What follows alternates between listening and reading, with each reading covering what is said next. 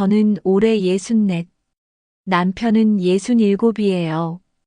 결혼한 지 30년 만에 드디어 작은 아파트를 마련했답니다. 평생 전세살이를 하다가 제 집을 갖게 되니 얼마나 기뻤는지 몰라요. 영상 시작 전 구독과 좋아요 부탁드립니다.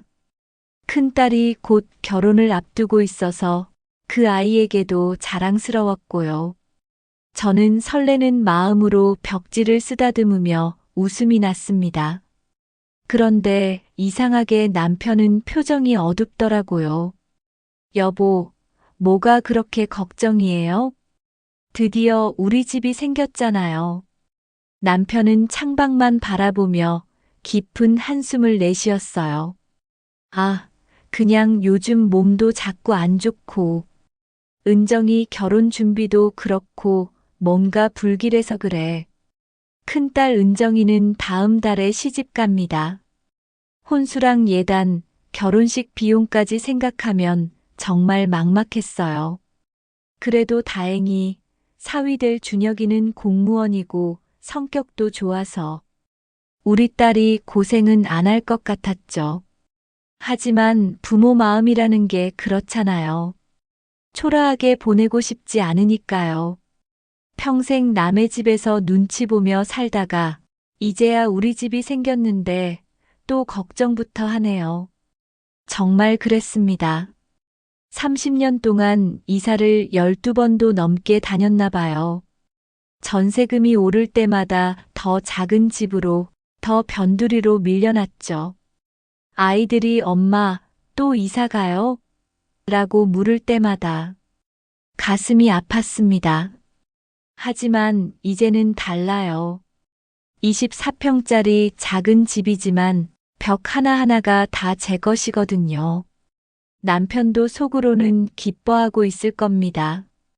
다만 아직 해결해야 할 일들이 많아서 마음 놓고 기뻐하지 못하는 것뿐이겠죠. 그런데 왜 자꾸 불길하다는 말을 하는 걸까요? 혹시 제가 모르는 무슨 일이 있는 건 아닐까요? 우리의 보금자리는 늦게 찾아왔습니다. 그래서 더 소중하고 더 감사했어요. 하지만 남편의 어두운 표정이 자꾸 마음에 걸렸답니다. 이사 하루 전날 밤이었어요. 남편이 갑자기 그러는 거예요. 여보, 이사하면 며칠 딸 집에 좀 가 있어. 이 집이 당신한테 안 좋을 수도 있대. 저는 순간 귀를 의심했죠. 아니, 우리가 이제 막 들어가는데 내가 왜 나가야 해요? 남편은 고개를 떨구더니 말했습니다. 나 요즘 몸도 자꾸 안 좋잖아. 그냥 불길해서 그래. 평생 미신 같은 건 믿지 않던 사람이었는데 그런 말을 하니까 도리어 제가 불안해지더라고요. 여보, 갑자기 왜 이래요? 무슨 일 있어요? 제가 다급하게 물었지만 남편은 그저 아무것도 아니야. 그냥 마음이 편치 않아서 그 말만 했습니다. 사실 딸과 사이가 좋긴 하지만 자주 가는 편은 아니었거든요. 괜히 신세가 될까 싶어서 늘 마음만 있었죠. 그런데 갑자기 딸 집에 가라니 이해가 되지 않았습니다. 은정이도 결혼 준비로 바쁠 텐데 엄마가 갑자기 가면 집만 될 것 같은데요. 그래도 잠깐만이야. 일주일 정도만. 남편의 목소리에는 간절함이 묻어 있었습니다. 마치 제가 꼭 가야만 하는 것처럼 말이죠. 그날 밤 남편은 잠자리에서도 계속 뒤척였습니다. 평소에는 누우면 금세 잠드는 사람인데 그날은 새벽까지 잠을 이루지 못했어요. 저도 덩달아 잠이 오지 않았습니다. 왜 갑자기 이러지? 혹시 정말 무슨 일이라도 있는 건가? 마음이 복잡했습니다. 평생을 함께 살아온 남편인데 이렇게 이상하게 구는 건 처음이었거든요.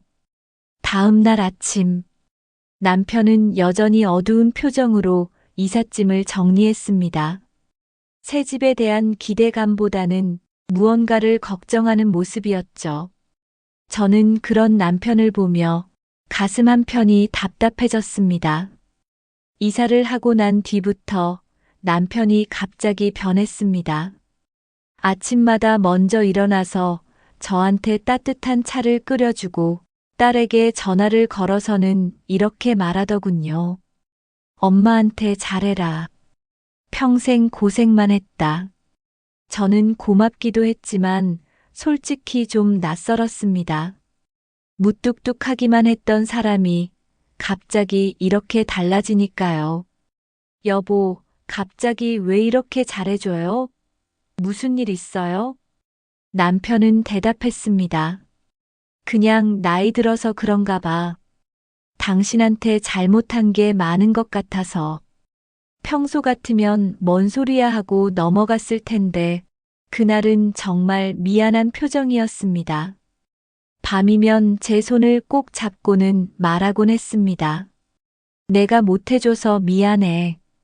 저는 속으로 생각했죠. 갑자기 왜 이러지? 무슨 일 있는 건가? 그리고 남편은 자꾸 제가 어디 가는지 확인하려 했습니다. 마트에 가도 언제 올 거야? 동네 사람들과 수다를 떨고 와도 누구랑 있었어? 평소에는 그런 걸 전혀 신경 쓰지 않던 사람이었는데 말입니다. 은정이한테 자주 안부 물어봐. 그리고 혹시 내가 없으면 딸들이랑 같이 살아도 좋고. 아니, 갑자기 왜 그런 소리를 해요? 어디 갈 일이라도 있는 거예요? 남편은 늘 똑같이 얼버무렸습니다. 아니야. 그냥 하는 소리야. 하지만 저는 점점 이상하다는 생각이 들었습니다. 뭔가 저한테 숨기는 게 있는 것 같았거든요. 어느 날은 혼자 중얼거리는 소리를 들었습니다. 시간이 얼마 안 남았는데 제가 다급히 물었죠. 뭐라고 했어요? 그러자 남편은 고개를 돌리며 말했습니다. 아무것도 아니야. 그럼에도 불구하고 한편으로는 고마웠습니다. 결혼하고 처음으로 남편이 저를 이렇게 챙겨주니까 기분이 좋기도 했거든요. 다만 왜 갑자기 이렇게 변했는지는 여전히 의문으로 남아 있었습니다. 사실 제 남편은 원래 다정한 사람이 아니었습니다. 늘 무뚝뚝했고 표현도 서툴렀죠. 다른 집 남편들은 아내에게 생일 선물도 사주고 여행도 함께 가던데 제 남편은 그런 걸 해준 적이 거의 없었습니다. 젊을 때는 하루라도 쉬면 바로 생계가 막막했으니까요. 결혼 초 남편은 공사판에서 일했습니다. 새벽같이 나가 밤늦게 돌아오곤 했는데 어느 날은 발판에서 떨어져 허리를 크게 다친 적도 있었습니다. 그때 저는 어린 딸을 안고 병원 복도를 서성이며 눈물만 삼켰습니다. 그런데도 그는 태어나자마자 일을 나갔습니다. 괜찮다. 며칠 쉬면 돈이 줄잖아. 그 말이 제겐 고마움보다 원망으로 다가왔습니다. 당신은 몸보다 돈이 더 중요한 거야? 한때는 작은 가게를 하기도 했습니다. 하지만 경기가 나빠 결국 문을 닫게 됐죠. 빚까지 남아 몇 년을 허덕였습니다. 그때도 남편은 속내를 제대로 털어놓지 않았습니다. 혼자 끙끙 앓으며 술만 찾다가 새벽에 쓰러져 있는 걸 제가 몇 번이나 발견했죠. 저는 속으로 늘 이렇게 생각했습니다. 나는 이렇게 외롭고 힘든데 당신은 왜 내 손 한번 잡아주지 않나? 힘들다, 괴롭다 한마디라도 해주면 좋을 텐데. 그런데 지금 돌이켜보면 그게 다 우리 가족을 먹여 살리려 버텨온 방식이 아니었을까 싶습니다. 남편은 표현은 서툴렀지만 그 무뚝뚝함 속에서 나름대로 책임을 다하고 있었던 거겠죠. 그래서인지 이사 온 뒤 남편이 갑자기 다정하게 변했을 때 저는 오히려 마음이 더 무거워졌습니다. 아침마다 차까지 끓여주며 그동안 미안했다는 말을 반복하는 남편. 그 모습이 마치 오래 빚진 걸 한꺼번에 갚고 떠나려는 사람처럼 보였습니다. 고맙기도 했습니다. 하지만 그 따뜻함이 오래가지 못할 것 같아 겁이 났습니다. 평생 기다리던 말과 행동을 뒤늦게 받으면서도 왜인지 제 가슴은 더 서늘해졌습니다. 그러던 어느 날, 거실에서 남편이 통화하는 소리가 들렸습니다. 그래, 곧 정리할 거야. 조금만 기다려. 희미하게 여자 목소리도 들리더군요. 제가 다가가자 남편은 황급히 전화를 끊었습니다. 회사 일 때문에 그래. 별거 아니야. 하지만 은퇴한 지 몇 년이 된 사람이 무슨 회사 일을 한다는 건지 제 마음이 복잡해졌습니다. 혹시 다른 여자? 그래서 갑자기 이렇게 잘해주는 건가? 괜한 의심이 고개를 들었죠. 여보, 누구랑 통화한 거예요? 남편은 고개를 돌리며 대답했습니다. 아, 그냥 옛날 직장 동료야. 별거 아니니까 신경 쓰지 마. 하지만 남편의 표정은 어색했습니다. 평소라면 왜 그런 걸 물어보냐 하며 짜증을 냈을 텐데 그날은 오히려 당황하는 모습이었거든요. 그 후로도 몇 번 더 그런 일이 있었습니다. 전화가 오면 다른 방으로 가서 받거나 제가 있으면 나중에 다시 걸게 하고 끊어버리곤 했습니다. 어느 날은 외출하고 돌아온 남편의 셔츠에서 낯선 향수 냄새가 났습니다. 평소에 향수 같은 건 전혀 쓰지 않던 사람이었는데 말이죠. 제가 그 냄새를 맡는 걸 보자 남편은 얼른 말했습니다. 아, 지하철에서 옆 사람 냄새가 밴 것 같다. 그날 밤 남편이 잠든 후 저는 핸드폰을 살짝 열어봤습니다. 죄책감이 들었지만 궁금함을 참을 수가 없었거든요. 그런데 최근 통화 기록이 전부 지워져 있는 겁니다. 평소엔 그런 거 신경조차 안 쓰던 사람이었는데요. 정말 다른 여자가 있는 걸까? 그래서 갑자기 나한테 잘해주는 건가? 양심의 가책 때문에? 생각할수록 의심은 커져만 갔습니다. 남편이 내가 못해줘서 미안하다라고 할 때마다 이제는 다르게 들렸습니다. 미안한 일을 하고 있으니까 그런 말을 하는 건 아닐까? 그날 밤 남편의 손길조차 차갑게 느껴졌습니다. 바로 옆에 누워 있었는데도 멀게만 느껴지더군요. 그 의심은 오래가지 않았습니다. 며칠 뒤 새벽이었습니다. 남편이 제 옆에서 갑자기 숨을 몰아쉬더니 그대로 쓰러진 겁니다. 여보, 정신 좀 차려봐요. 남편의 얼굴은 창백해졌고 식은땀이 흘러내렸습니다. 급하게 119에 신고했지만 구급차가 오기까지의 시간은 너무 길게 느껴졌습니다. 여보, 괜찮아요. 병원 가면 괜찮아질 거예요. 저는 남편의 손을 꽉 잡고 말했지만 남편은 이미 의식을 잃은 상태였습니다. 구급차가 도착해 병원으로 급히 이송했지만 이미 늦었습니다. 의사가 나와서 말했습니다. 심근경색으로 추정됩니다. 이미 심장이 멈춘 상태입니다. 그 말이 무슨 뜻인지 저는 도무지 이해할 수가 없었습니다. 아니에요. 아까까지만 해도 살아 있었는데요. 다시 한번 봐주세요. 하지만 남편은 그대로 세상을 떠났습니다. 너무 갑작스러워서 도저히 믿어지지 않았습니다. 어제까지만 해도 내가 못해줘서 미안하다며 제 손을 잡던 사람이 이렇게 갑자기 떠나다니요. 저는 충격에 쓰러져 응급실로 실려갔습니다. 혈압이 너무 올라가 위험한 상태였다고 합니다. 정신을 잃었다 깨어났다를 반복하며 며칠을 병원에 누워 있었습니다. 눈을 떴을 때 곁에는 딸들이 있었습니다. 은정이가 울먹이며 물었습니다. 엄마, 괜찮아요? 그제야 현실이 실감났습니다. 아빠는 어디 있어? 엄마 아빠 장례는 이미 끝났어요. 엄마가 너무 위험한 상태여서. 그 말을 듣는 순간 가슴이 무너져 내렸습니다. 마지막 인사도 제대로 하지 못했는데, 그동안 괜히 의심만 했는데, 마지막에 괜히 화만 냈는데, 혹시 정말 다른 여자였던 걸까? 후회와 의심이 한꺼번에 밀려와 숨을 쉴 수가 없었습니다.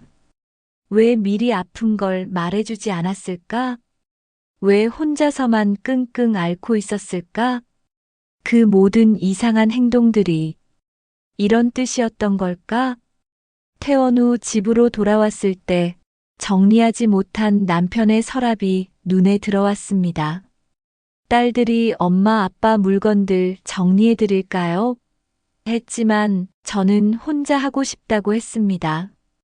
망설이다가 서랍을 열어보니 두툼한 봉투가 하나 있었습니다.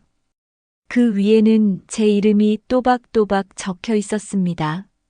손이 떨려서 한참 동안 그냥 바라보기만 했습니다.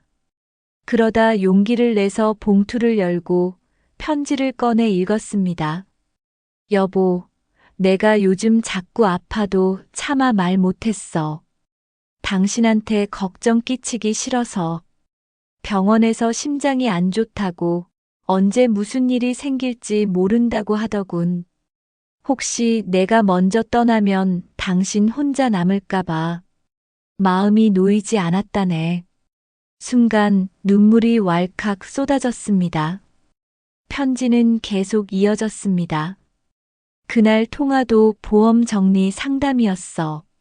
내가 없어도 당신이 불안하지 않게 하려고. 상담사가 여자였는데 당신이 오해할까봐 말 못했네. 미안해. 딸 집에 가라고 한 것도 혹시 내가 갑자기 쓰러지면 당신이 너무 놀랄까봐 그랬어. 저는 편지를 읽으며 울음을 참을 수 없었습니다. 그동안 품었던 의심이 다 부끄럽게 느껴졌습니다. 평생 당신한테 못해준 게 많아서 마지막에라도 잘해주고 싶었어. 매일 미안하다고 했던 건 정말 미안해서 그랬네. 당신 혼자 두고 먼저 가게 될까봐. 편지 마지막에는 이런 말이 적혀 있었습니다. 여보, 내가 먼저 가더라도 너무 슬퍼하지 마. 당신은 아직 해야 할 일이 많으니까. 딸들이랑 행복하게 살아. 그게 내 소원이야. 사랑해. 여보, 내가 괜히 의심했구나. 미안해, 정말 미안해. 저는 편지를 가슴에 꼭 안고 한참을 울었습니다. 남편이 얼마나 저를 사랑했는지, 얼마나 걱정했는지, 이제야 알 것 같았습니다. 며칠 뒤 새벽이었습니다. 잠에서 깨어 창가에 앉아 있는데 흰 새 한 마리가 날아와 창문에 잠시 머물더니 하늘로 훨훨 날아가더군요. 그 모습이 꼭 남편 같았습니다. 마치 잘 지내고 있다 하고 인사하러 온 것 같았거든요. 그 순간 바람에 실려온 듯한 남편의 목소리가 들려오는 것 같았습니다. 여보, 이제는 편히 살아. 저는 울음을 터뜨렸지만 이상하게 마음속 어딘가가 풀려나갔습니다. 그동안 가슴을 짓누르던 무거운 돌덩이 하나가 사라진 기분이었죠. 편지를 다시 읽어보니 남편이 얼마나 저를 사랑했는지 새삼 느껴졌습니다. 평생 무뚝뚝하고 표현 서툴렀던 사람이었지만 마지막에는 이렇게라도 마음을 전하려고 했구나. 고마운 마음뿐이었습니다. 그날부터 저는 조금씩 일상을 되찾아갔습니다. 딸들이 자주 와서 엄마 괜찮으세요? 하고 물어보면 저는 이렇게 대답했습니다. 괜찮다. 아빠가 편히 살라고 했으니까. 새 집에서의 생활도 차츰 익숙해졌습니다. 남편과 함께 꿈꿨던 보금자리였는데 혼자 살게 될 줄은 몰랐지만요. 그래도 이 집 곳곳에는 남편의 마음이 담겨 있다는 생각이 들었습니다. 가끔 외로울 때면 남편의 편지를 꺼내 읽곤 합니다. 당신은 아직 해야 할 일이 많다. 그 말이 특히 마음 깊이 와 닿았습니다. 큰딸 은정이의 결혼식도 무사히 치렀습니다. 남편이 없어서 아쉬웠지만 분명 하늘에서 지켜보고 있었을 거라 믿었습니다.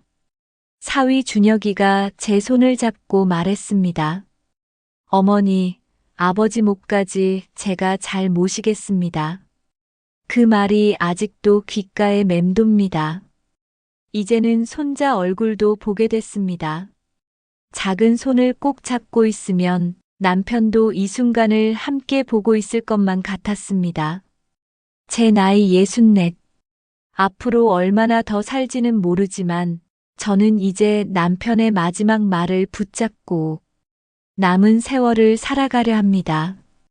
평생 무심하고 서운했던 기억보다는 마지막에 보여준 그 따뜻한 마음을 기억하면서요. 여보, 고마워요. 덕분에 이제는 정말 편히 살 수 있을 것 같아요.